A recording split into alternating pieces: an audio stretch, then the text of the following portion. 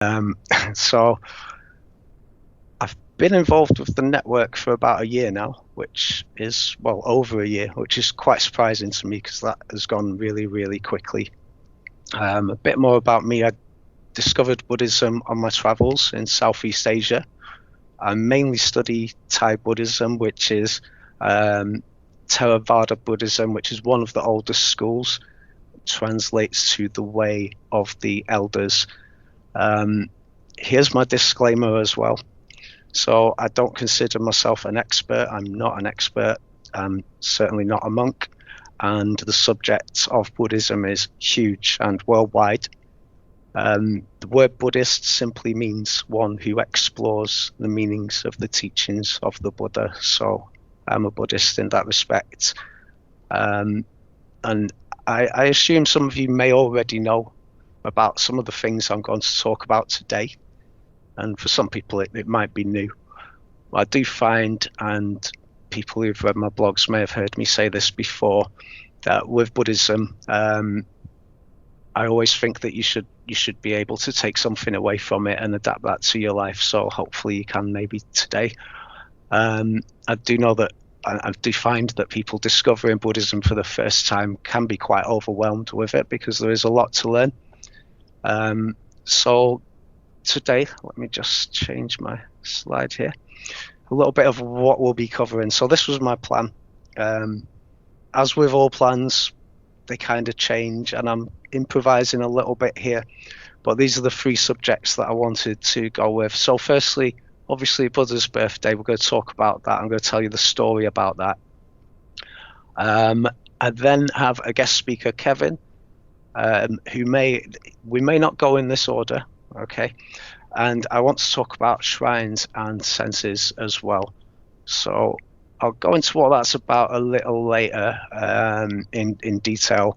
But as a brief on that, it will be superstition, ghosts and spirits, and how they relate to the Buddhist faith. And then on the final part, mindfulness, quite a buzzword, well-being, another buzzword, and learning from the Buddha. So I'm going to try and look at that and explain mindfulness from the Buddhist perspective, which I think you'll probably, if you know anything about mindfulness, you will probably know a lot of that information. But I do always think it's good to keep in mind. And I think with work, mindfulness can really help you. So let's move on then to the first part, the birth of the Buddha. So it's said to be Buddha's 2567th birthday. Now that date will vary from region to region and will vary each year. The actual date of the birthday, that is the day, because it's observed on the first full moon date in the Chinese lunar calendar. So in Theravada Buddhism, the observance of the birthday is actually combined with also the enlightenment and the passing away of the Buddha. So that is all combined into one holiday called Wesak, which I know that people of other faiths will also know about this, Wesak Buka in Thailand. So this tradition, it continues throughout the world. It's about teaching kindness, and wisdom, and peace. So for the purpose of our session, I didn't look up exactly when Buddha's birthday would be GMT, but we're going to celebrate it today. So informally, the day is called Buddha Day, or simply Buddha's birthday. It is celebrated in most of East and South Asia, and obviously commemorates the birth of Prince Siddhartha Gautama. So that's my first pronunciation challenge. So wherever this is observed, you usually find hanging lanterns and communal meals, musicians, dancers, floats, dragons are very common across Asia. So the story of the Buddha's birth is quite rich with symbolism and myth. And newcomers to this story often tend to dismiss the Buddha's birth, especially newcomers to Buddhism, because the story does sound a bit like the birth of a god, and the Buddha was not a god. So, in fact, it is thought that aspects of the story have been borrowed from Hindu texts, and speculation as well that the actual story of Buddha's birth was, let's say, improved upon a little bit after traders returned from the Middle East and learnt of stories of the birth of Jesus. So, according to tradition, the historical Buddha lived from 563 to 483 BC, although this is debatable depending on which scholars you read, because it's debatable by about a century. There's a disagreement of around 100 years. So he was born to the rulers of the Shakya clan, and the name Shakyamuni actually means, or his name meant sage of the Shakya clan. And the legends that grow up around him, as I've just mentioned, kind of hold that his birth, his conception were miracles, miraculous. So his mother, Maya, was said to have conceived him when she had a dream about a magnificent white elephant, which was bearing a white lotus, and it approached her in the dream. It walked around her 3 times, struck her right side with its trunk, and then disappeared. So she was then said to have given birth to the Buddha in a standing position while grasping a blossoming tree in a garden. So you can see this image that I've got on the screen at the moment showing some of this symbolism. The child was said to have emerged from Maya's right side, fully formed, and proceeded to take 7 steps. And once back in the palace, he was presented to an astrologer who predicted that he would either become a great king or a great religious teacher. And that is when he was given the name Siddhartha, which is he who achieves his goal. That's what it means. So my lights have just gone out. There we go. His mother was said to have died 7 days later. So you can see the 7 coming in again there. Now there's a jumble of symbols presented in the story. So the white elephant is actually a sacred animal which represents fertility and wisdom. And the lotus is a common symbol for enlightenment in Buddhist art. A white light, get my words out there, a white lotus in particular represents purity, mental and spiritual purity. So the baby's 7 steps are said to evoke 7 directions: north, south, east, west, up, down, and here. Okay, so to continue with the story, his father, after learning that his son would either become a great king or a great religious teacher, protected him, thinking that any contact with unpleasantness might prompt him to seek a life as a religious teacher.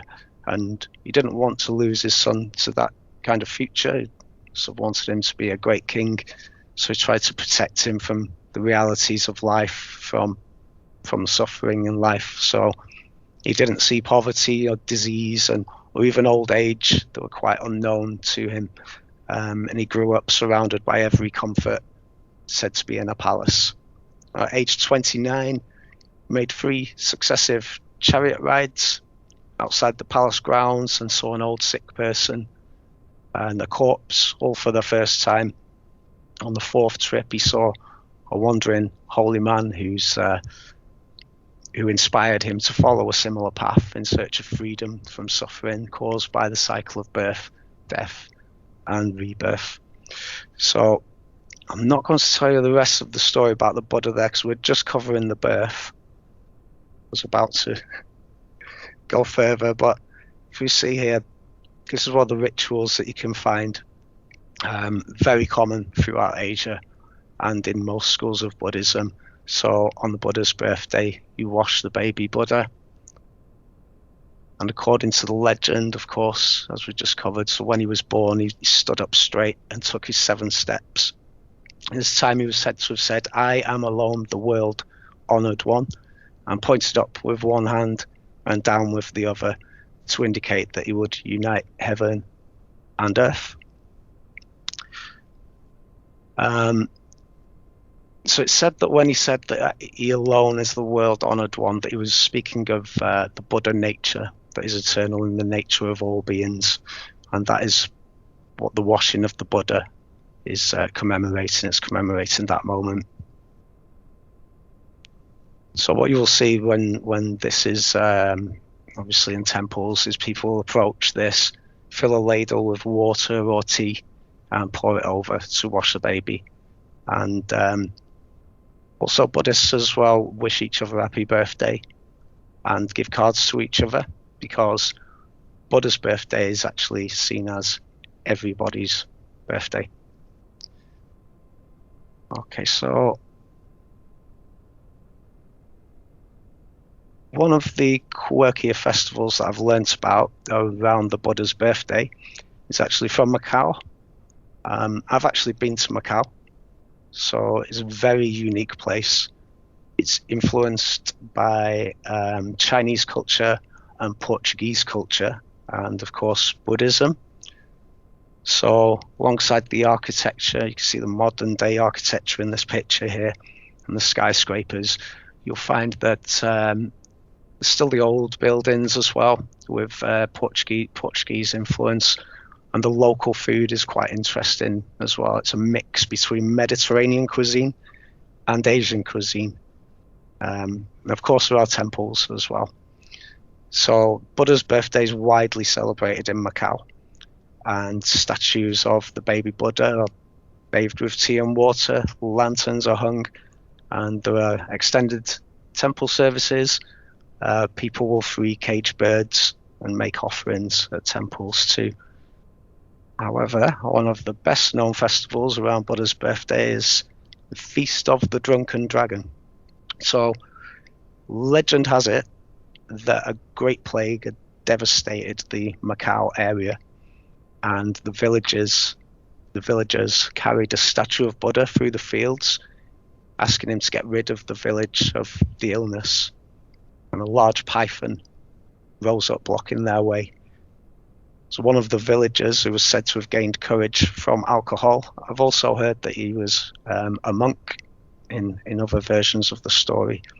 He destroyed the python, he slashed it into 3 pieces, and it fell into the river, and the pieces flew up into the sky with wind and thunder, and people recovered from the plague. It's believed that the blood from the python spilled on the ground and made the ground more fertile, so that the crops would grow.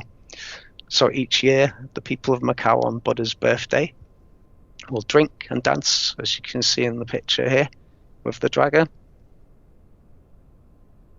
And it's a traditional cultural event, and people will pray for the safety and prosperity of the fishing industry. And during the festival, the locals will dance around with wooden dragon statues, and they'll spray or spit alcohol on it. And there's a huge performance in the main square, which is the Lago do Senado Square. Portuguese influence there, and this attracts obviously thousands of tourists every year. I wasn't lucky enough to see it myself when I was in Macau, because I was there in December time. So the parade ends in the harbour, where food and alcohol are served to continue the celebration. And then there are dragon boat races as well, which symbolise longevity. Okay, and now we have here the lotus flower. So I just wanted to talk about this really in the sense of what it means in Buddhism. So you might remember earlier we talked about the white elephant in the story of the Buddha's birth. The elephant was carrying the white lotus. So I did mention the lotus is a symbol of purity, and it has been a symbol of purity before the time of the Buddha. So its roots are in muddy water, but the lotus flower will rise above the mud to bloom and be clean and fragrant. So in Buddhist art, a fully blooming lotus flower signifies enlightenment, while a closed bud represents a time before enlightenment. So sometimes the flower's partly open with its center hidden. That indicates that enlightenment is beyond ordinary sight. And the mud around the roots, that represents our messy human lives. So it's through our human experiences and our suffering that we seek to break free and bloom. But while the flower rises above the mud, the roots and the stem remain in the mud where we live our lives. So in Zen Buddhism, there's a verse that says, "May we exist in muddy water with purity like a lotus." So to rise above the mud, to bloom, that requires faith, great faith in oneself and in the practice and in the Buddha's teaching. So along with purity and enlightenment, lotus also represents faith. So even though it's rooted deep in the mud and its stem grows through murky water, it still rises above the muck and opens in the sun, beautiful and fragrant. So this represents in Buddhism the true nature of beings, to rise through samsara, through suffering, into the beauty and clarity of enlightenment. So as well as the white lotus, the color of the lotus has significance. So a blue lotus is for wisdom and control of the senses. A gold lotus would represent the realized enlightenment of all Buddhas. A pink lotus represents the Buddha and the history and succession of Buddhas. A purple lotus is the mystical one. So it's mysterious. It can convey many things. So I quite like this one. And that depends on the number of flowers that are clustered together. Red lotus is associated with compassion, it's with the heart, and with our original pure nature. And yeah, we've covered the white one. Of course, purity, purified of all poisons.